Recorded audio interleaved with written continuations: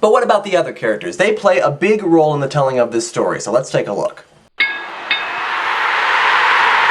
We'll start with Miss Honey, Matilda's teacher. Both book and movie portray her as a kind and loving person who adores her students and gets great joy out of teaching, so much so that she can't bear the thought of leaving her job, even if it means leaving her overbearing Aunt Trunchbull for good. The movie Miss Honey had a little bit more of an edge to her. She was a little braver and actually stood up to Miss Trunchbull a couple of times. Now, the book Miss Honey does admit that she's not a brave person and that she has difficulty standing up to people, but in a way, that kind of draws a nice contrast between her and Matilda. They both had similar situations growing up, and yet they both emerge with these very different personalities. On top of that, the Miss Honey in the book is a lot more blunt with her students about Miss Trunchbull. She doesn't sugarcoat anything. She tells them straight up just how horrible she is. Though it could be that the movie Miss Honey would have done that as well had they started at the beginning of the school year like they did in the book. For me, though, the deciding point is the kids. Now, in the book, Crunchum Hall is described as a war zone, with this long-standing and ongoing war between the students and Trunchbull. The movie portrays them more like an oppressed and downtrodden population under the thumb of a cruel dictator, with little to no rebellion. They have a lot more fear of her in the movie, as evidenced by the continuous and, after a while, silly scared takes. It isn't until after Matilda arrives that rebellion starts to take place, which you can see in the way Trunchbull reacts to the riot and the cake-eating scene.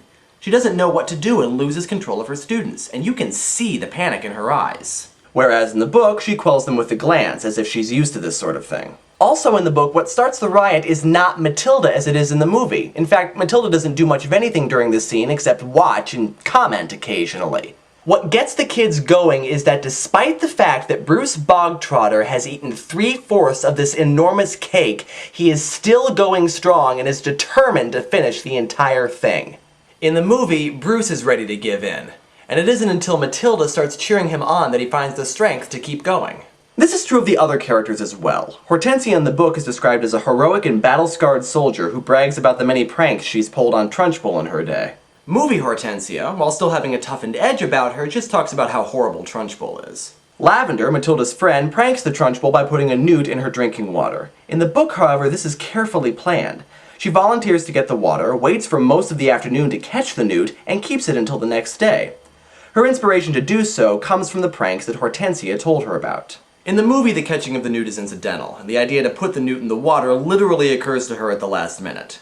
And the inspiration seems to be that Matilda has been put in the chokey. The main difference here is that in the book, Matilda merely strikes the final blow in a long-fought battle, whereas in the movie, she actually incites the rebellion that eventually topples the Trunchbull. Now, there's nothing wrong with either of these portrayals. They're both consistent with the message of the story, but for reasons that I'll explain later, I prefer the book's version.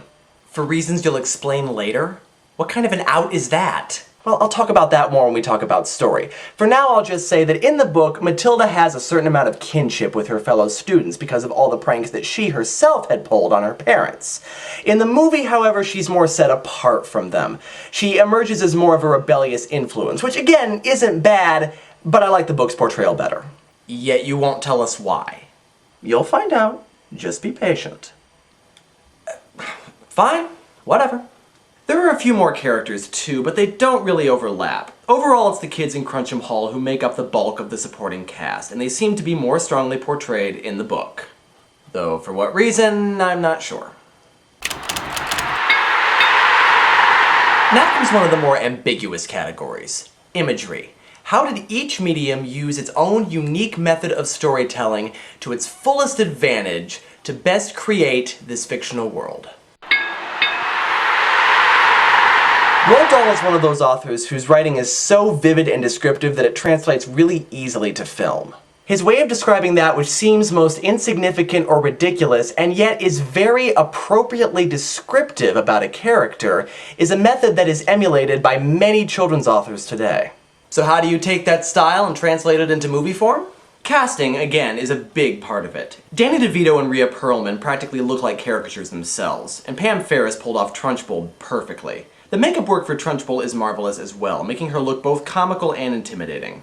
And also a little disgusting, something that wasn't really played up in the book. Locations are also done really well. The Wormwood's house is lit in such a way that while it seems like a nice enough house, you can still tell that a fully dysfunctional family lives there. Cruncham Hall, which doesn't get much of a description in the book at all, looks like the kind of oppressive environment you would expect with the Trunchbull as your headmistress, and yet still looks very much like a school. It should be noted that the book does dabble in a visual medium as well. Like many of Roald Dahl's books, Matilda contains illustrations by a longtime collaborator of Dahl's, Quentin Blake.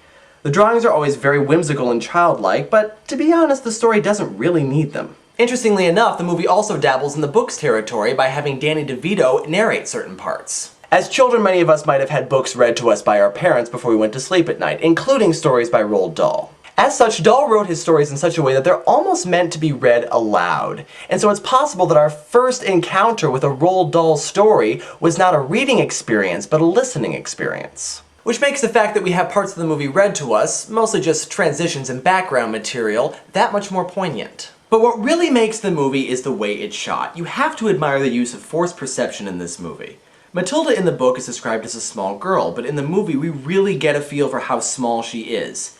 Everything and everybody looks larger than life, which again, with an actor like Danny DeVito, is no easy task. Extreme close-ups of the Wormwoods and Trunchbull show us every detail of their faces, making them look much more like caricatures, but also more intimidating. Plus, I love the way we're introduced to Trunchbull. In the book, when Trunchbull first appears on the scene, we don't get a full description because the narrator of the story isn't quite ready to give it. I mean, this woman is so scary, the freaking narrator is afraid of her. The movie portrays this by not showing us her face for the first few minutes she's on screen. We see her silhouette, her back, her feet, everything but her face, up until her first direct encounter with Matilda. This not only makes her seem larger than life, but it perfectly captures that intimidation that even the narrator of the book felt.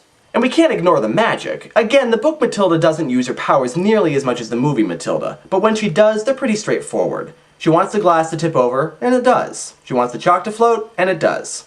The movie reflected this by having the special effects be as simple and straightforward as possible. There's nothing flashy about them.